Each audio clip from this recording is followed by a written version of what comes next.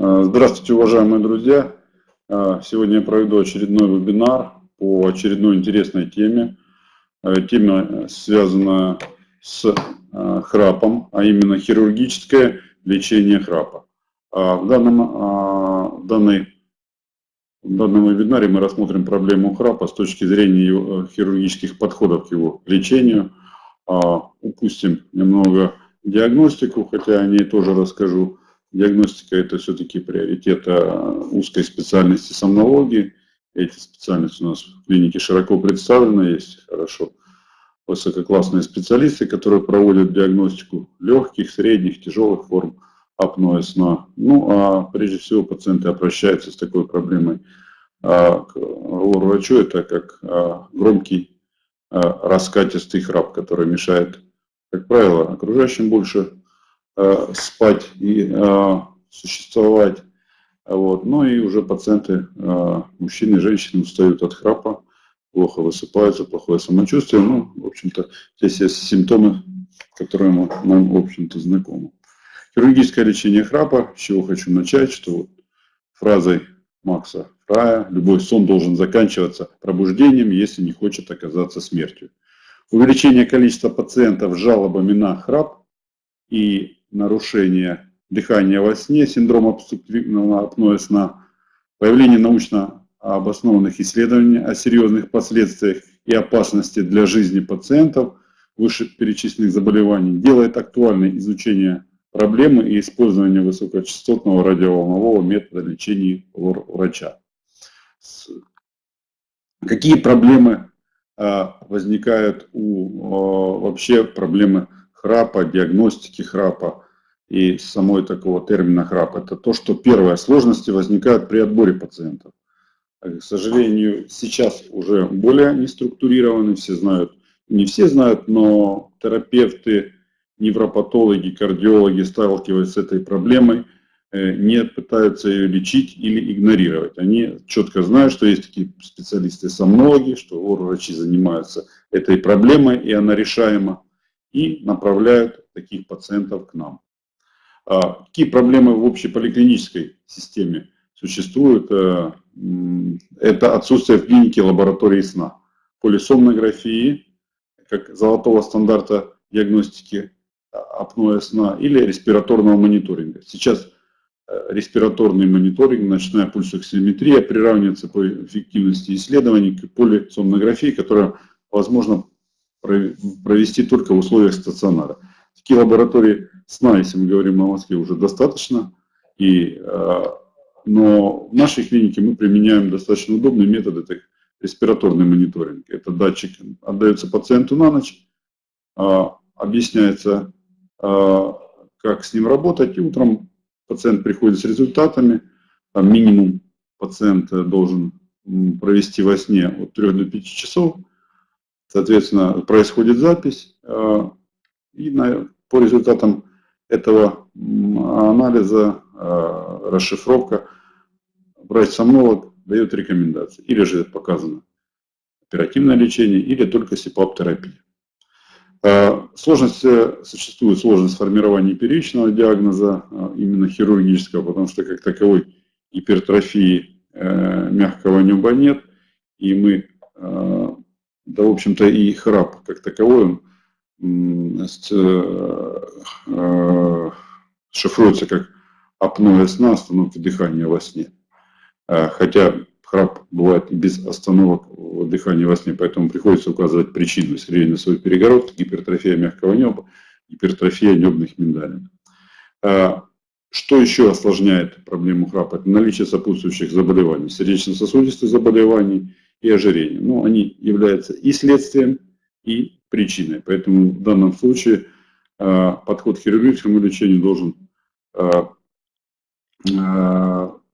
проводиться после консультации сопутствующих специалистов, если имеются такие проблемы. У нас опыт в нашей клинике и моей практике есть. Это совместная работа и операция с хирургом, который занимается бариатрической хирургией, и пациента с высоким индексом массы тела, который пришел первично решить проблему храпа, мы пришли к решению, что решить ее можно только через значительное снижение веса. такая операция была проведена.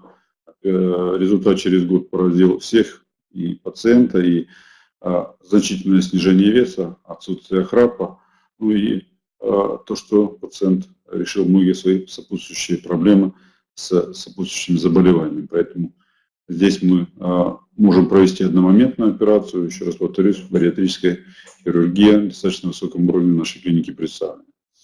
Отсутствие, какие еще проблемы продолжаемые, отсутствие четких данных об эффективности лечения до и после операции. Я этой проблемой занимаюсь около 9 лет, оперирую, и, к сожалению, отследить пациентов и отследить эффективность лечения достаточно сложно, привлечь пациентов, когда у них уже есть результаты, пригласить их объективно на обследование повторное, потому что результат есть. Немногие считают, что, в общем-то, дальнейшее наблюдение им не нужно. И провести, а главным критерием эффективности лечения является, кроме отсутствия жалоб, еще проведение респираторного мониторинга. То, с чего мы начинаем, в общем-то, этим же методом мы и контролируем эффективность лечения. Поэтому большая часть, конечно же, появляется, приходит, и многие делают респираторный мониторинг. На результате этих исследований я могу вам с уверенностью сказать, что результат хирургических операций, он достаточно высокий, и пациенты все довольны результатом. Также стоимость операции иногда является фактором, который является таким фактором, который сдерживает некоторое количество пациентов, хотя с жалобами приходят многие, решить проблему эту хотят, и в неделю обращается достаточно много пациентов, учитывая сейчас и развитие социальных сетей, это и пишут через Инстаграм, и звонки, и приходят на прием, задавая вопросы по стоимости. Вот. Но здесь я сразу скажу, что стоимость операции она складывается из причин храпа. Это может быть и истерильной носовой перегородки, и проблемы с ротоглоткой, гипертрофия миндалин, гипертрофия мягкого неба. Соответственно, можно делать поэтапно эти операции, можно делать одномоментно. Все зависит от, конечно же, от состояния пациента. Прежде всего, допуск терапевтического состояния, общесоматического. Если это позволяет состояние, мы делаем эти операции. Если пациента есть какие-то противопоказания, смущает длительность послеоперационного периода, просто боязнь. Обычный человек. Мы разделяем на два этапа. Делаем первый этап, который бы улучшает, а все-таки первый этап мы в приоритете у нас это работа с мягким небом, с миндалинами. Вот. И вторым этапом, если причиной является еще частично носовое дыхание или вообще существует параллельная проблема носового дыхания, значит мы проводим вторым этапом эту операцию. Что касается последнего пункта, я поставил здесь недисциплинированность пациента, потому что многие проблемы, наверное, можно было бы решить, например, повышение, избыточный вес, курение, прием алкоголя.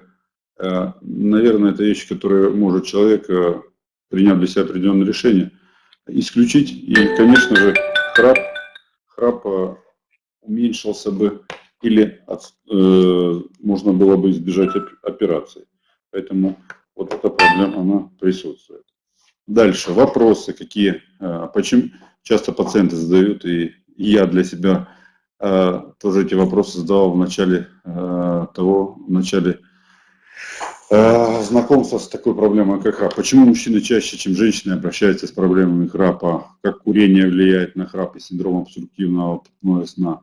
Отсутствие четких цифровых показателей к методике компьютерной томографии, позволяющей в реконструктивном виде получить срез верхних дыхательных путей от преддверия носа до трахеи с четко видимыми местами сужения. То есть я хочу сказать о том, что инструментальных методов исследований, которые бы сказали, что сделать, например, если сравнить с придаточными пазухами носа, сделали КТ, сравнили норма патология, да, здесь перегородка искривлена настолько-то влево, гребень виден, мы его оперируем, получаем результат. Здесь, к сожалению, цифровых изменений нет. Пациента, который храпит и не храпит, у них может быть одинаковый диаметр среза на уровне гортани, и он подходит под норму, но пациента храп беспокоит. То есть здесь еще много зависит от тонуса мягких тканей. Ну, влияние формы надгортанника на храп и синдром обструктивного апноэ сна. Вот этот вопрос, который поднимается, но опять же ответа нет. То есть разные формы надгортанника.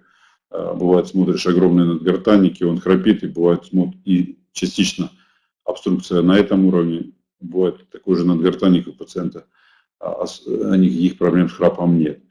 И в зависимости от эффективности лечения, в зависимости от возраста вот этих исследований, и мы не отслеживаем эффективность.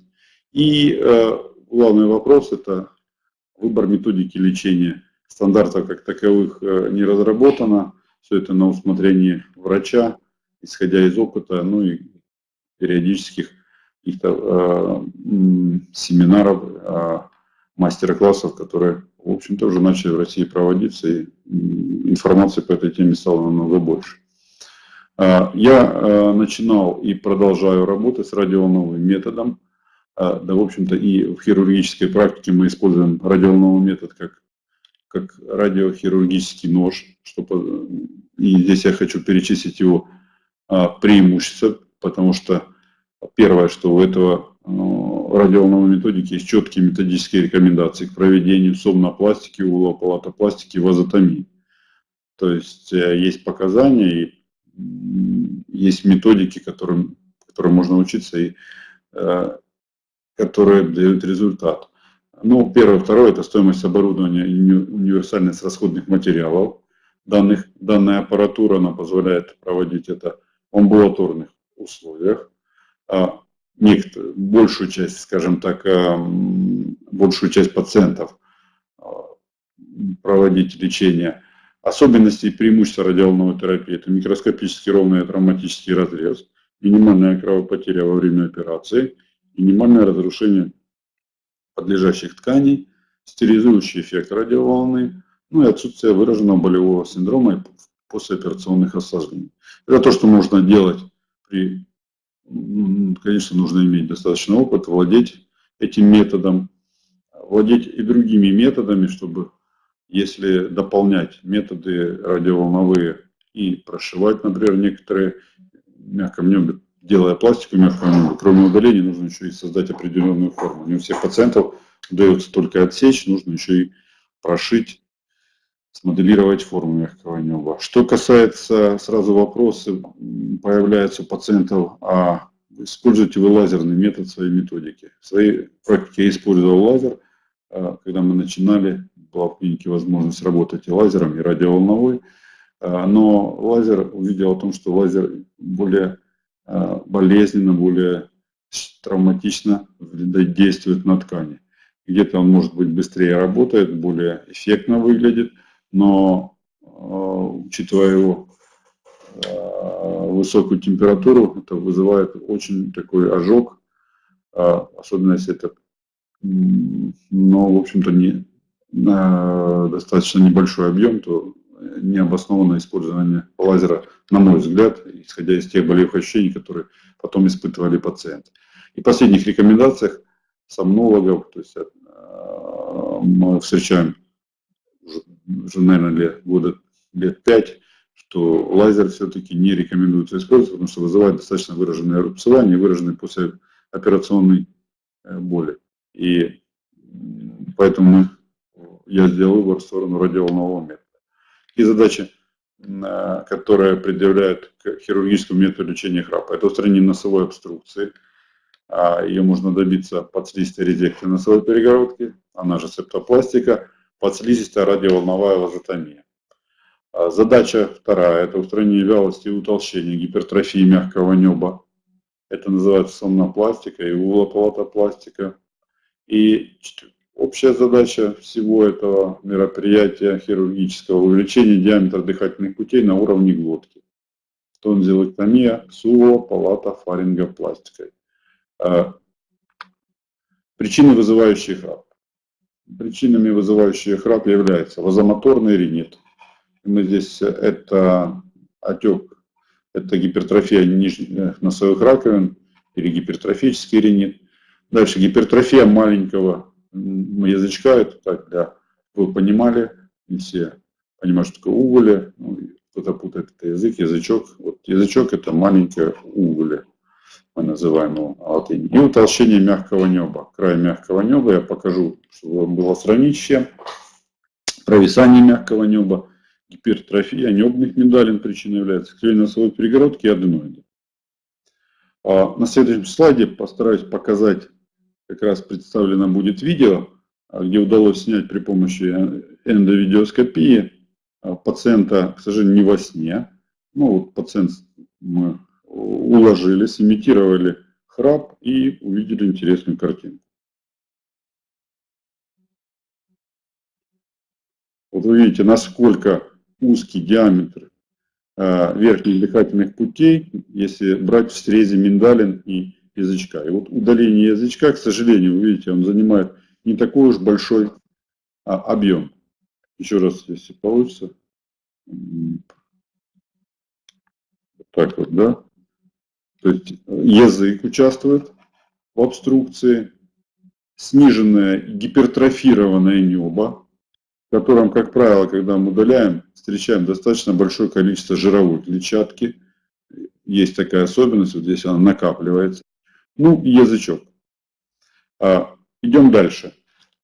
По причинам. Вазомоторный ринит или гипертрофический полипозный риносинусит. Это отек нижних носовых раковин, который приводит к отеку слизистой и недостатку дыхания. И тогда получается, что дыхание затруднено, приходится дышать ртом. Одна из причин. Это гипертрофический ринит. Задние концы носовых раковин гипертрофированы, закрывают носоглотку.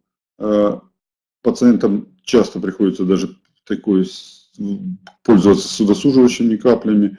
Ну, естественно, храп здесь неизбежен, потому как пациенту не хватает ночью дыхания.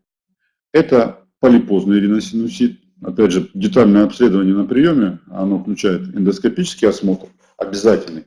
Эндоскопический осмотр стороны носа, стороны горла, помимо других назначенных в дальнейшем там, компьютерной томографии, исследований. Но на первом этапе мы сразу исключаем вот эти такие глобальные проблемы, которые видны.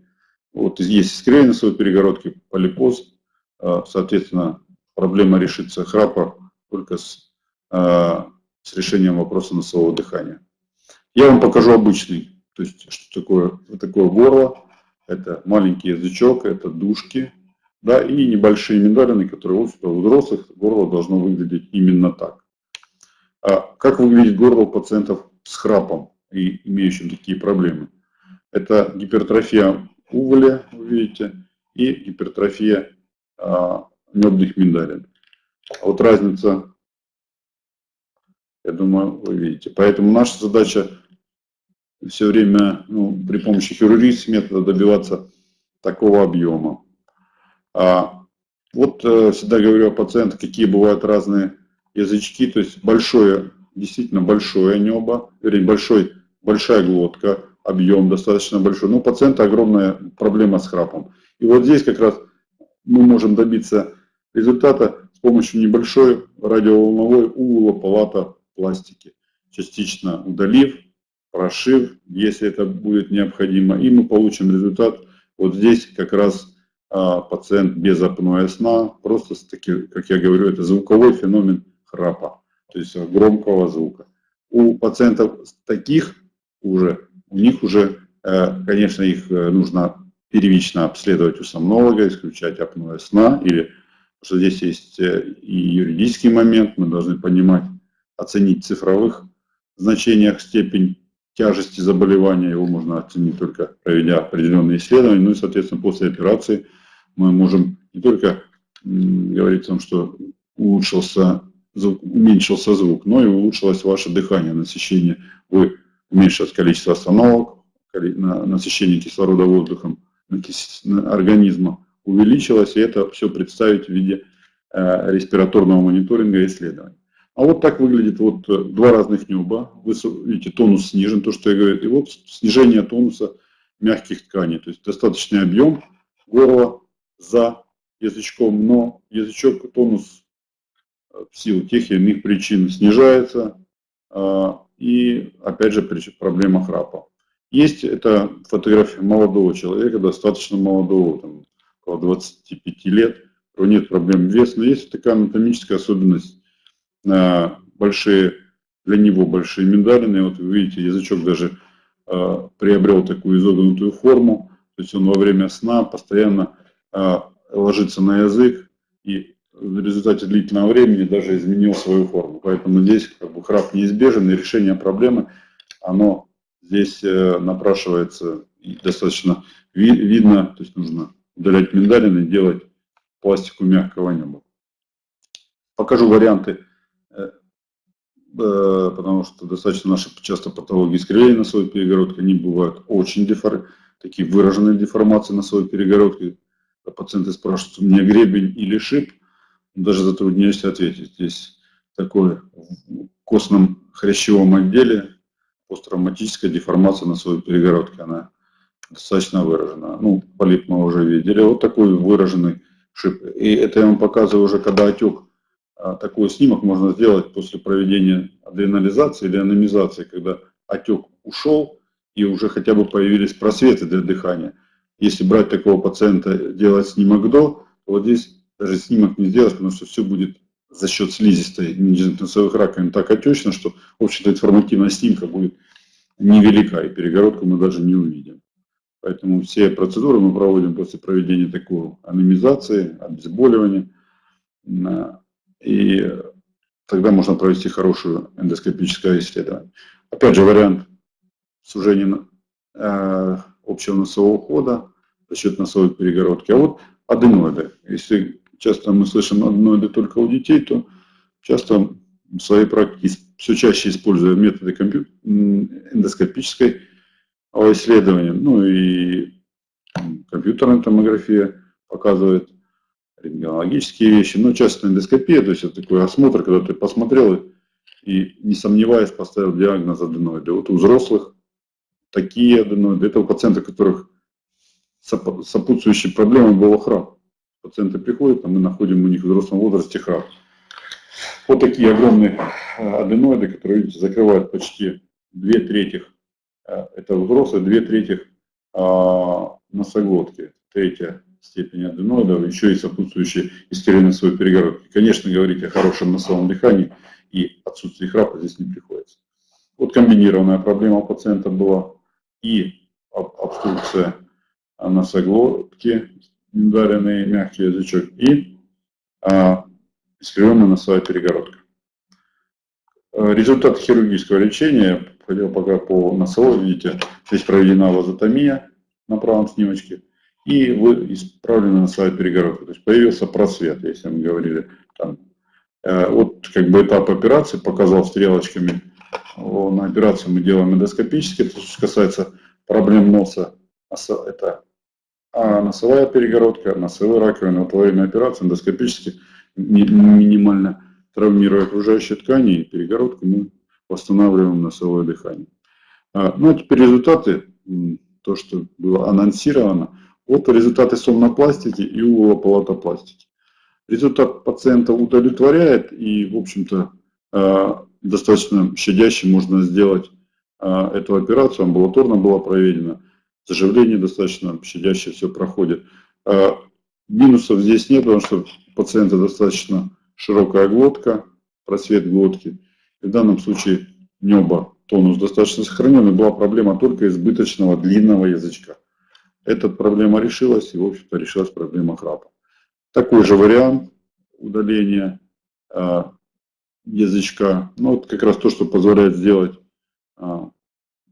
радиоволновой метод. Здесь главное правильно отобрать пациентов, и, конечно, учитывая, что у нас есть возможность оперировать в стационаре, здесь главное выбрать метод, который максимально даст результат у нас. Нет возможности ошибаться и предлагать, ну, скажем так, давайте сделаем частично это, не получится, сделаем еще это. Сразу выбираем метод, который максимально подходит пациенту.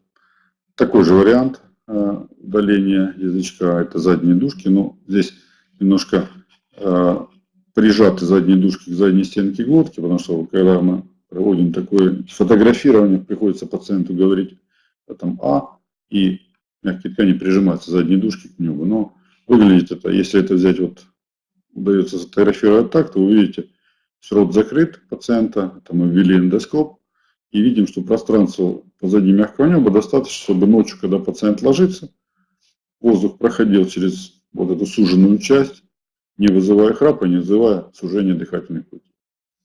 Хотел сказать о самом, на мой взгляд, эффективном методе. Может, он более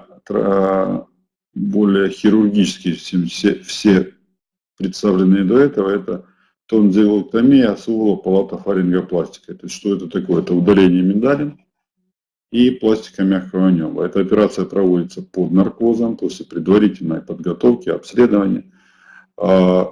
Преимущество безболезненности, потому что проводится под наркозом. Преимущество, возможность — это визуализация полная во время операции всех структур. Возможность провести удаление миндалин во время этой операции. Скажу из своей практики, 70%, особенно у мужчин, удаленных миндалин имели воспалительные признаки хронического воспалительного процесса, что, в общем-то, доказывалось и на гистологическом исследовании, и визуально. Это рубцовые изменения, это пробки, это микрокисты в миндалинах. И когда пациентам общаешься после операции, начинаешь более детально выяснять по поводу тонзиллита, оказывается, что и запах беспокоил, и ангины были, и все признаки хронического тонзиллита. Поэтому после удаления миндалина, в общем-то, и общесоматическое состояние улучшается.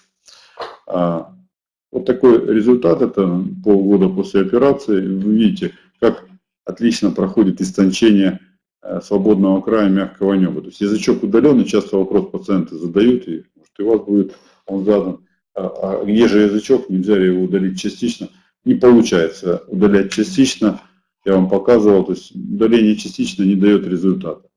А мы часто решаем еще таких пациентов, когда уже действительно определяем, что объем должен состоять из тонзиллэктомии сувала палата фарингопластики, это все-таки пациенты со средней степенью апноэ сна. То есть и результаты, проведенные через месяц-два после операции респираторного мониторинга, показывают, что результат отличный, восстанавливается дыхание и насыщаемость кислородом организма.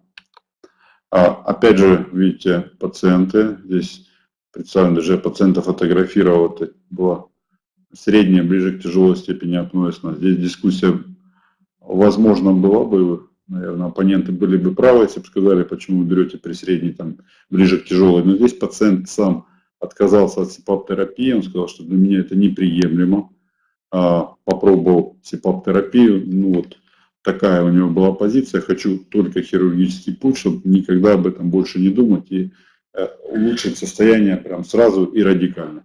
Но, конечно, такие пациенты должны быть предупреждены, такие пациенты должны быть обследованы до и после, по возможности наблюдаться, но здесь было, скажем так, желание пациента и отсутствие его продолжать лечение в направлении терапевтического профиля, то есть СИПАП-терапии. Поэтому была проведена операция, но результат был хороший, не скажу, что храп и апноэ нам не удалось через год с ним встретиться, но через полгода пациент чувствовал себя удовлетворительно, был доволен качеством сна улучшившимся, то есть не просыпался, не вставал без повода в туалет, да, часто у таких пациентов бывают такие скрытые симптомы апноэ.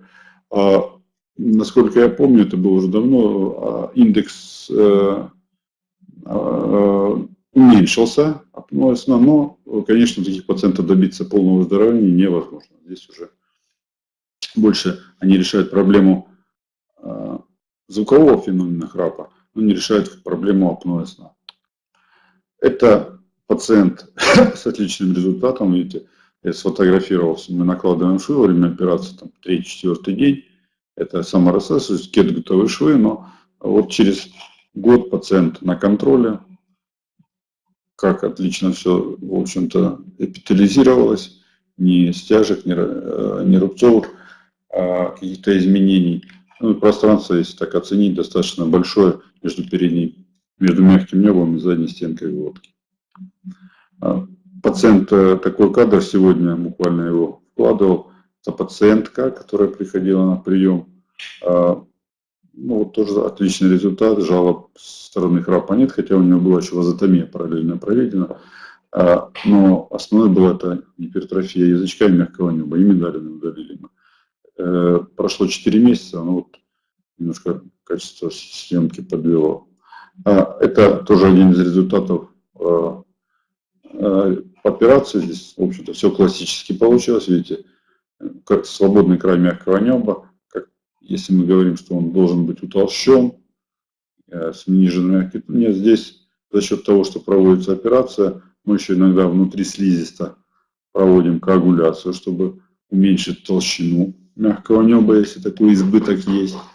И это как раз пример тоже такой отдаленного результата, прекрасного, пациент доволен. Ну и выводы больше по высокочастотной радиоволновой. Метод лечения храпа является эффективным, амбулаторным, малоболезненным в послеоперационном периоде методом в комплексном лечении храпа и легких форм апноэ сна. И по результатам проведенного анализа эффективности радиоволновых методик лечения, комбинации подслизистой радиоволновой вазотомии с радиоволновой уллопалатопластикой в сравнении с хирургическим методом лечения, подслизистой резектансовой перегородки тонзиллэктомии с уллопалатофарингопластикой, именно метод более хирургический, радикальный, является наиболее качественным методом лечения храпа, синдрома легких форм апноэ сна у больных различных возрастных категорий. Я закончил. Если у вас есть вопросы, я буду на них готов ответить.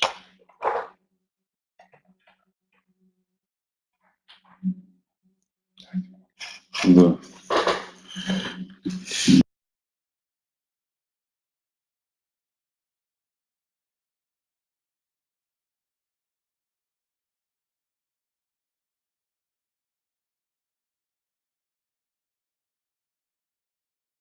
Вопросы отвечу. Давайте с верхнего там начнем, Борис, наверх листните. Можно ли считать снижение веса? Это первое, что надо решить при храпе прежде операции. Да, я считаю это первым шагом в решении вашей проблемы. Считается, что снижение веса на 5-7%, считают сомнологи, решает проблему храпа. Пробуйте, если у вас эта проблема присутствует, начните с этого, попробуйте проконсультироваться с диетологом. Да, в общем-то, достаточно методик, не будем в них углубляться. Давайте вверху, там, Борис, там первый вопрос. Ага. Угу. Так, как получить скидку из рекламы на лечение? Запишитесь ко мне на консультацию. Я работаю, принимаю на метро Чкаловская, наша СМ-клиника. Когда мы проведем консультацию по поводу лечения, или по поводу вашей проблемы, тогда будет определена объем операции. Соответственно, из этого объема мы, конечно, сделаем так, как и предложено, будет заведен сертификат, определенная форма. Вы его получите и уже получите скидку непосредственно перед оплатой, перед проведением хирургического лечения. Сколько стоит консультация? Консультация по поводу операции бесплатная. Если мы говорим о том, что вы приходите и говорите, я хочу оперироваться, решил для себя выяснить, мне показана операция или нет. Поэтому есть такое у нас такое положение, бесплатная консультация по поводу хирургического лечения. Если вы хотите просто проконсультироваться и посмотреть свои проблемы, вот, консультация стоит 1850 рублей, я веду прием станция метро Курская, или она же Чкаловская, второй Сыромятнический переулок, дом 11. Через колл-центр СМ-клиники, сзади вы видите большой логотип, 37-48-49, или другие телефоны колл-центра. Вы записываетесь к врачу Горовому Александру Михайловичу. Я, в свою очередь, вам дам направление, если это будет нужно, к врачу-сомнологу, сориентирую вас по необходимым исследованиям, ну или же, если это необходимо, будут другие специалисты, в том числе и наша бариатрическая хирургия, вам в помощь наши врачи-эндокринологи, а другие специалисты терапевтического профиля. По поводу стоимости операции, если говорить о пластике мягкого неба, радиоволновой уллопалатопластики, это стоит около 25 тысяч рублей, амбулаторная операция. Если мы говорим о более тяжелых, более таких случаях и более серьезных хирургических операций, эта операция стоит около 75 тысяч рублей. Она включает операцию, нахождение в стационаре, наркоз, предоперационное обследование. То есть это комплексная услуга, вот она около 74 тысячи стоит. На больничный после операции мы даем от 5 до 7 дней, потому что в зависимости, если это амбулаторно, она лучше не требуется. А если стационарно, да, 5-7 дней после операции чудес не бывает, горло болит, умеренно болит, но специальная есть методика снижения боли. Мы и уколы местные используем, и общие обезболивающие препараты применяем, если это необходимо, хотя, в общем-то, уже исходя из такой, что достаточно мало травматично, стараемся работать и уменьшаем болевой синдром до минимума. Поэтому сутки стационара вы находитесь в стационаре, за этот период мы понимаем, насколько болит, какие препараты вам назначить, смотрим вас раз в 3-4 дня, наблюдаем и корректируем болевой синдром. Нужно ли принимать антибиотик при этом? Я назначаю первые 2-3 дня. Это предотвращает осложнения. Почему? Потому что мы все кушаем, пьем, еда попадает, может быть инфицирование здесь. Поэтому да, антибиотик 3 дня назначаем. На фоне искривления сомнологии это обязательно или желательно вопрос такой, если нет задержки дыхания. Вы знаете, исходя из моей уже больше практики, это обязательно. Обязательно, потому что кто может из ваших родных исключить остановку дыхания во сне? Сегодня они есть, завтра их нет. Они слышат, вернее, завтра человек, который рядом с вами спит хорошо, послезавтра плохо, и вы мешаете, он говорит вам, что у вас храп, у вас есть остановка, послезавтра вроде бы все хорошо, поэтому лучше объективно оценить. И у нас тогда есть документ, который говорит, у вас нет апноэ сна. Хорошо. Так, это как электрокардиограмма. Пациент может говорить, что у него нет аритмии, но когда мы ему делаем суточное мониторирование, у него находится экстрасистол и так далее. И вот в тот момент, когда мы ему делаем, у него все хорошо, а в другой момент нет. Поэтому здесь по результату этого назначается достаточно серьезно, получается, нам надо решить или оперировать, или нельзя оперировать. На фоне искривления носовой перегородки довольно долго высокий осло. Возникли проблемы с суставами уже более года. Операцию по удалению шипа всегда включает общий наркоз. Какая стоимость обычно в среднем? Спасибо, это вопрос. Первое, астла антистрептолизин О однозначно повышен у пациентов с проблемой хроническим танзелитом. Поэтому здесь надо разделить две проблемы, шип и танзелит. Миндалины нужно смотреть, но астла это большой жирный плюс за удаление миндалин. Еще если болят суставы, это стопроцентные показания к удалению миндалин. По поводу удаления шипа, наркоз, да, мы используем наркоз всегда. Последние 9 лет работы в СМ-клинике, мы оперируем только исключительно под наркозом. Это позволяет избежать осложнений болевых, кровотечений и использовать в полной мере эндоскопическое оборудование, потому что оно достаточно как бы не обезболили, и там где-то участки бывают плохо обезболившие, тогда пациент эффективность эндоскопии снижается в разы. Если пройдено обследование в вашей клинике, у друга врача результаты будут действительно поставить диагноз, но храп не прошел после лечения. Ну, понимаете, если пройдено обследование в вашей клинике у другого врача, результаты будут действительно, да, результаты будут действительно, это общая база, я также работаю в структуре СМ-клиники, ничего не изменилось. Поэтому все в компьютере, мы смотрим, с чего не хватает, да назначаем. А вот поставили диагноз аллергический ринит, но храп не прошел.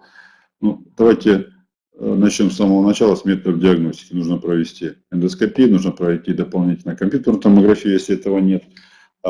Понять причину же аллергического ринита. Если поставили аллергический ринит, вопрос, насколько эффективность его лечения. Эффективно, неэффективно. Храп при лечении аллергического ринита, наверное, не пройдет. Если есть проблемы с глоткой, да, тогда надо лечить глотку, провести. Есть ли противопоказания при лечении храпа? Или есть сахарный диабет? Здесь буду краток, наверное, нужно проконсультироваться и получить заключение эндокринолога.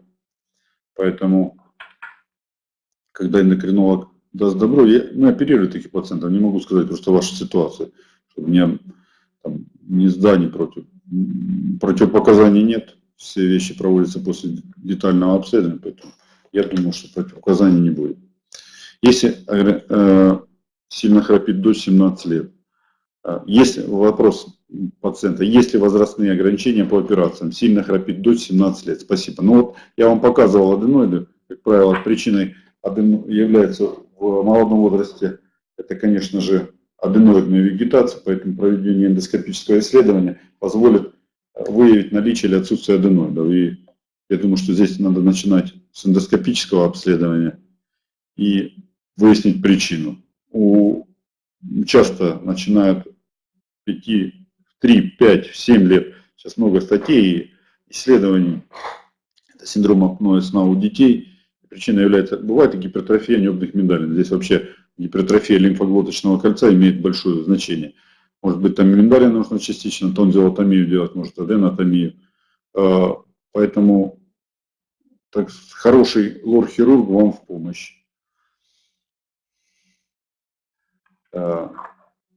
Так, вопросы пока остановились.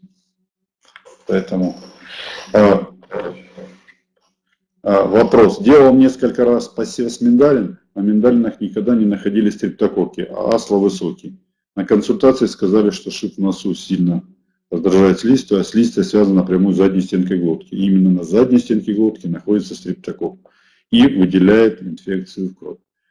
Посоветовали лечить сначала нос. Я понял, это продолжение того же вопроса, наверное. Мы в своей практике тоже встречаем такой казус наличия антител, то есть антител стрептококку в крови, но здесь никакой связи частично имеет, наверное, не могу сказать ситуацию, потому что сам встречаюсь, что шип причина является при отсутствии тонзиллита вообще причиной раздражения задней стенки глотки и раздражения миндалин, но никак не причиной, связанной с распространением стрептококка. Он все-таки очагом его распространения является лимфоидная ткань, именно небные миндалины. Поэтому, да, есть и такое, и такие случаи, что удаляя миндалины, мы не добиваемся стойкого снижения стрептококка. Но научно доказано, что стрептококк локализуется. Часто очагом инфекции является миндалины, и удаляя очаг инфекции, избавляемся от самого очага. Поэтому шип отдельно, миндалин отдельно, но сделать это можно одномоментно, убрав и причину раздражения задней стенки, и причину роста стрептококка. Как ко мне записаться? СМ-клиника, сайт СМ-клиники, телефон колл-центра. Меня зовут Александр Михайлович, фамилия Горовой. Записывайтесь, я принимаю на станции метро Курская, повторюсь, 2-й Сыромятческий переулок, дом 11, СМ-клиника на Курской.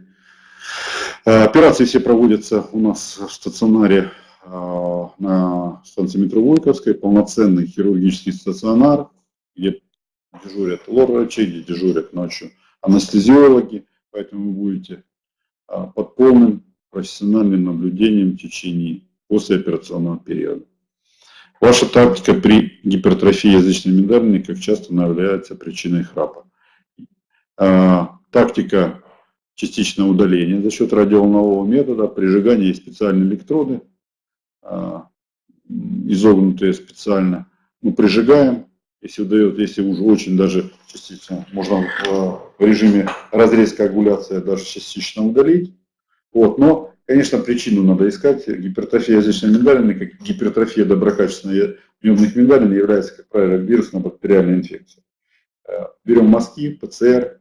Сейчас есть достаточно современный метод хромат-спектрометрии, исследования микрофлоры, микробиоциноза локально носоглотки, поэтому дает полный ответ на всю микрофлору, в том числе и анаэробную микрофлору, которая, вы знаете, в общем-то, в мазках обычных не высеивается.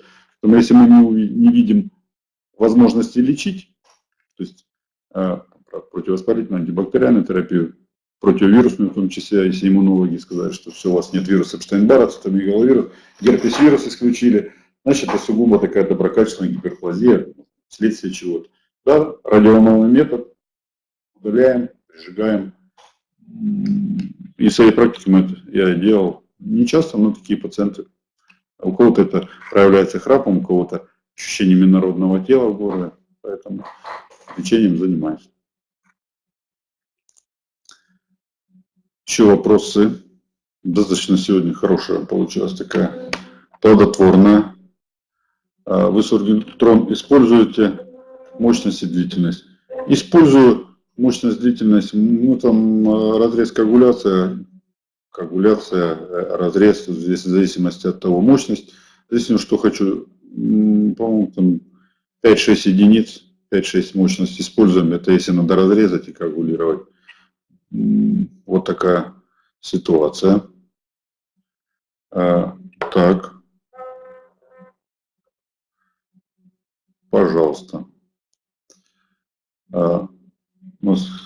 Хорошие, насыщенные такие. Все, мне показалось, все вопросы мы, которые хотели, даже я хотел где-то ответить на них по умолчанию, все вопросы были заданы. Поэтому скажу, что основная проблема — это болит или не болит. Болит умеренно. Конечно, операция в горле, она предусматривает то, что мы не прекращаем кушать, пить, и пища попадает на поверхность раневую, но особенностью метода является то, что мы ушиваем все поверхности раневую, пытаемся сопоставить ткани, слизистую, мышцы, ушить рану, и рана получается, в общем-то, закрыта. Поэтому это позволяет избежать такого болевого синдрома. Ну и от вас зависит много, от пациента зависит, если он выдерживает те рекомендации, голосовой режим, хотя бы 2 дня, чтобы меньше разговаривать, общаться по телефону. То есть рана должна быть максимально, за ней нужно, так сказать, следить и ухаживать. Поэтому если все рекомендации выполняются, 3-4 день пациент чувствует себя хорошо и, в общем-то, приступает к работе, продолжает работать. Спасибо всем за уделенное время. Так.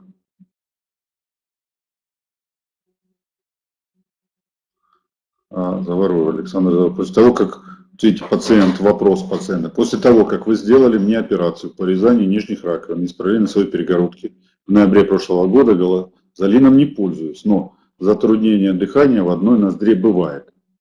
Александр, вы же знаете, что я всегда вас рад видеть, поэтому мы с вами, я думаю, встречались и эту проблему обсуждали. Приходите, я посмотрю, здесь никаких проблем нет, мы можем той же радиоволновым методом, если где-то носовая раковина разрослась или какие-то, не могу сказать почему, периодически, если вы сказать, что в одной ноздре бывает. Бывает, вот, надо понять, почему это бывает, посмотреть. Приходите, знаете, что после операционного ведения у нас бесплатно, какие-то вопросы, если возникают, мы их всегда решаем бесплатно. Как курение влияет на храп? Оно вызывает раздражение слизистой и отек. Поэтому здесь именно раздражение и отек сужает объем глотки.